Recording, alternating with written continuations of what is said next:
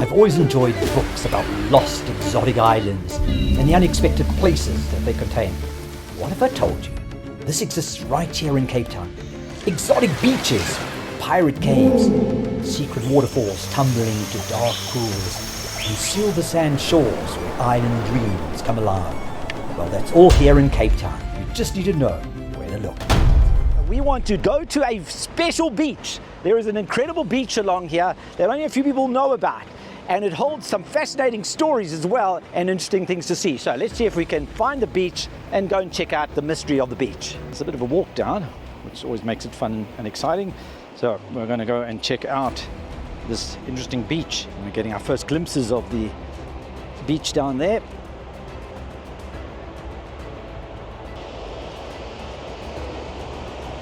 What's really stunning about this beach is that you have these incredible cliffs that frame the beach, rising up into the mountains behind you.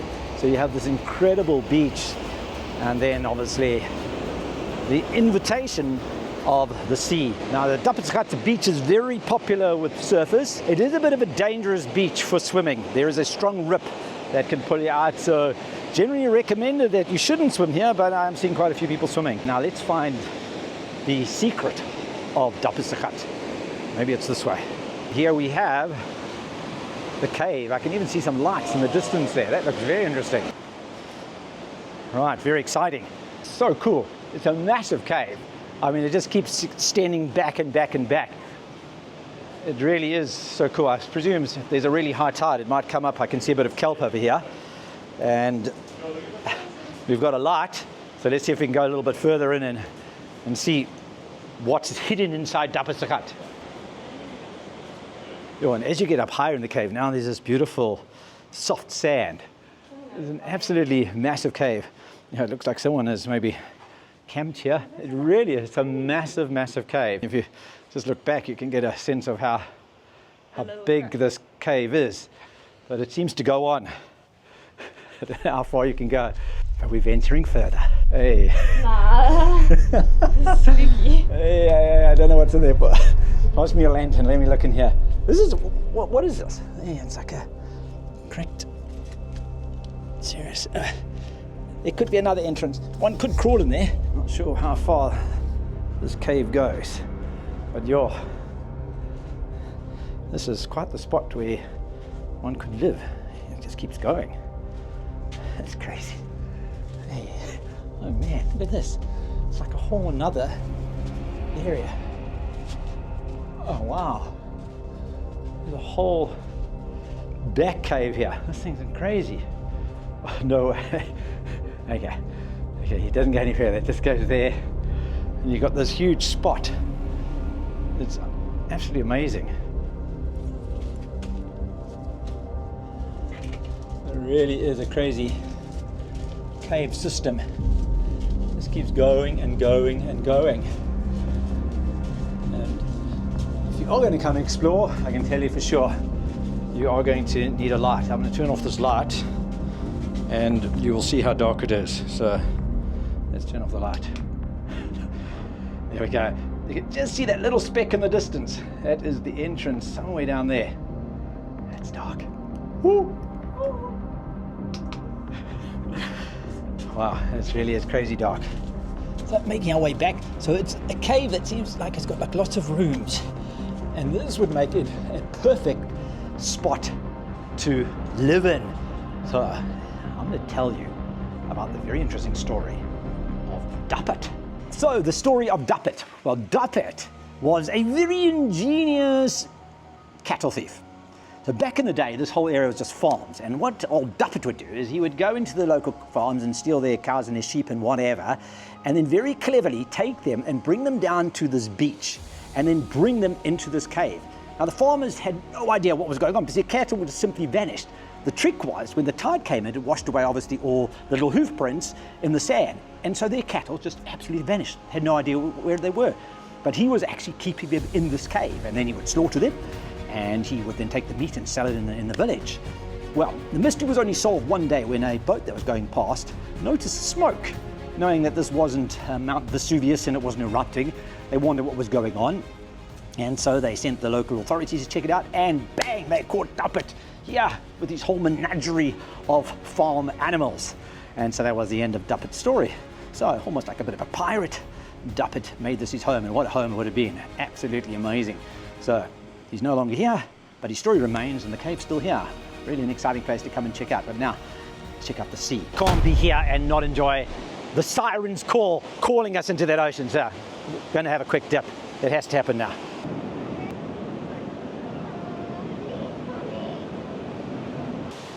And then the bonus, we've discovered after your swim, if you climb up, there is a little waterfall which can serve as your shower.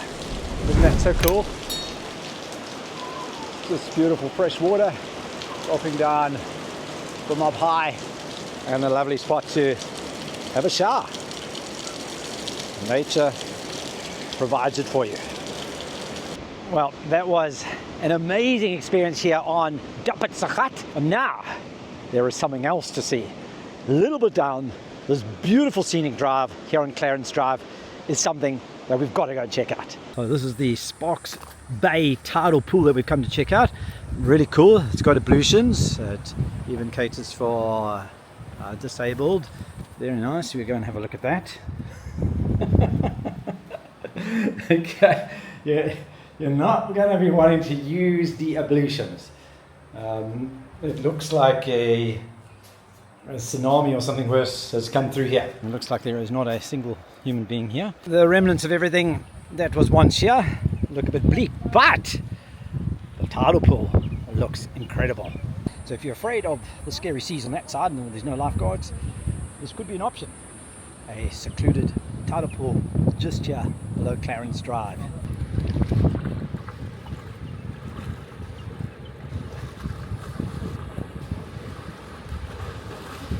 Amazing spot to come have a swim. It's beautiful in warm water. Obviously it heats up a little bit more because I've got this sort of protected area. But what a spot. So if you want to come and swim in something that is safe and warm, make your way down here and enjoy a tidal pool. They don't have showers, but nature's providing it again. Right.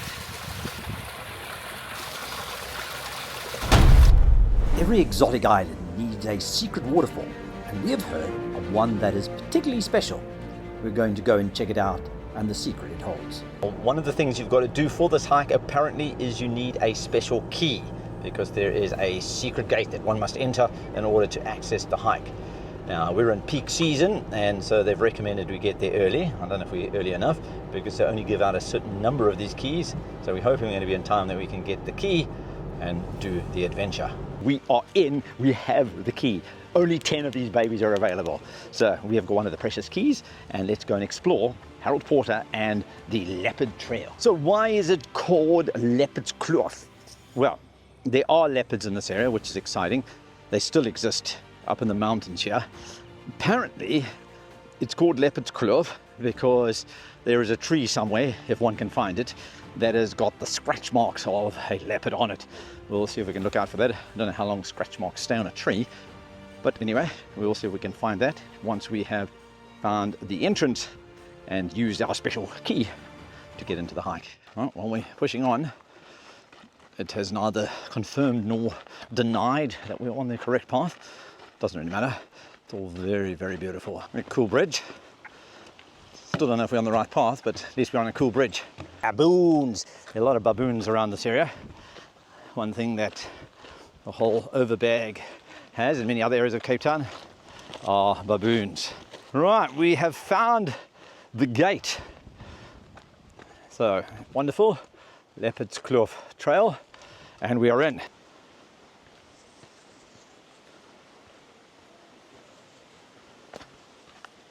Now, the exciting thing about this hike is there's more than one waterfall. Yo, that is beautiful. This is what you want to try and find. Beautiful waterfalls, just inviting you to come and embrace them and swim in them. But we're not going to stop here because apparently it goes up higher and there are more waterfalls. So do they get better? I don't know. That's what we want to go and find out. This is just epic. Stairs from Stellina, it's appropriate, and nice and sturdy. And we get to the top of this little cliff. More stairs and another waterfall. Wow. This is just drawing us up and up and up and up and up. This is the third waterfall. It just sort of cascades down and down. Now I've got another absolutely beautiful swimming spot with this fantastic fern moss-covered cliff. And the question is anyone going to get in there to swim? Nice and dark. There might not be leopards, but who knows what lives in there? Anacondas, pythons, doesn't matter. That is something that I believe we have to go and get into.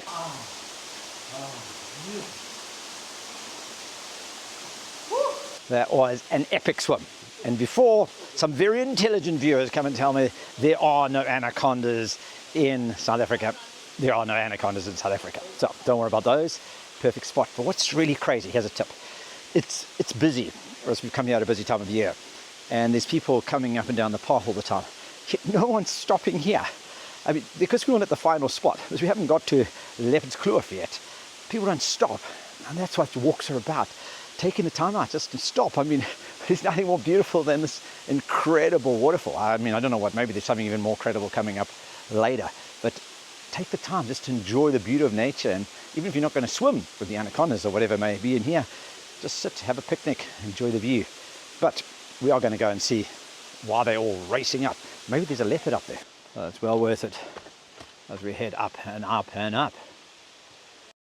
Well, apparently, it seems like that, although it's the third waterfall we counted, it's actually the second one. The third one is coming up just over here. Right, now to try and go up to the waterfall and see if we can really get to experience this. It's like swimming into some secret cove. Wow, it's absolutely beautiful. This is part of Harry Potter, and I call it Harry Potter, because you do feel like you're in some secret Harry Potter universe here. Look at this. Unbelievable. You're in this incredible, like almost surrounded by caves, and it just stretches up into these beautiful ferns.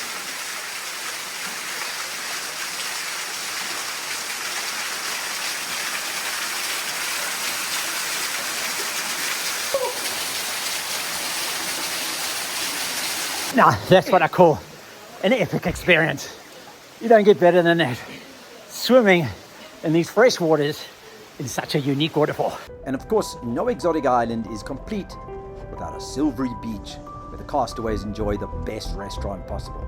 I have this most amazing memory from a long time ago, when I was just all young. We went to the Maldives, and the Maldives is this most incredible island. And yeah, the snorkeling and everything was amazing. But there was something that really struck out in my memory. And it was when we had this meal, dinner on the beach. Then I thought about it. I said, well, why do you have to wait to go to the Maldives or some exotic island? We have beautiful beaches here in South Africa. Here in Petit Bay is this almost undiscovered silver sands beach that just stretches endlessly to these highest dunes. Can we do the same thing here? And so let's go and see if that's possible to do that right here in our beautiful country of South Africa. And there we have it. What more do you want? Beautiful sunset, beautiful wife, and a lovely spot. So, time to enjoy.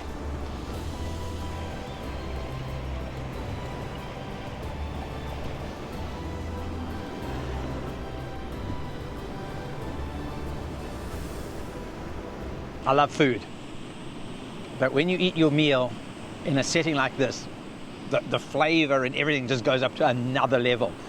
Everything changes. You know, what you're drinking, what you're seeing, what you're smelling, what you're tasting just elevates. In South Africa, we have the most amazing spaces, the most amazing sunsets.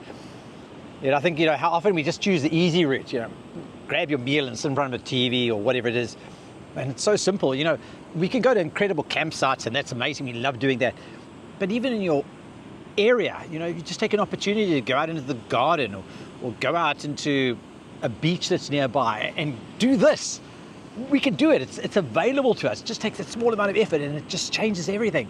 You know, as I'm just sitting here enjoying the end of the day as that sun slips away, you know, it's just so amazing when you just take time out.